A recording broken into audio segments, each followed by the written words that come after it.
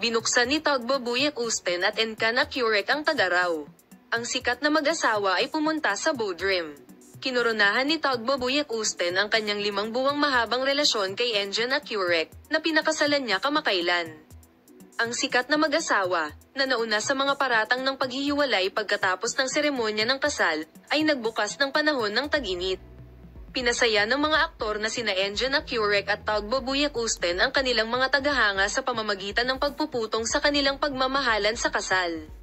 Pinag-isa ni na Encana Curec at Tagbo Buyek Usten ang kanilang buhay sa isang simpleng seremonya na ginanap sa barko ng Hales na nakaangkla sa Emirgane noong Disyembre. Ang balita tungkol kay Tuba Buyek Usten at Encana Curec, na nanatili sa agenda pagkatapos ng seremonya ng kasal, na sila ay magdiborsyo, ay dumating sa agenda ng magazine. Nag-react si Encana Curec sa mga paratang sa paghihiwalay at ginawa ang sumusunod na pahayag. Mga kaibigan, alam ko kung sino ako, ngunit may mga nakakatawang balita na kumakalat sa internet. Maghihiwalay sina Encana at Tagba.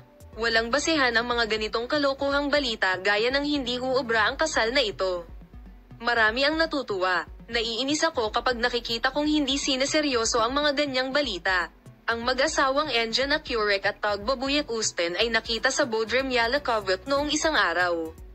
Nakunan ng kamera ang mag-asawa habang nakasakay sila sa bangka na dumating para sunduin sila pagkatapos mag-chat at kumain kasama ang kanilang mga kaibigan.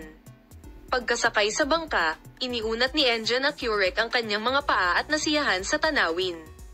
Ang mapagmahal na mga post ni na Encana Curec at Tagbo Buyek Usten ay pinag-usapan ng marami sa social media.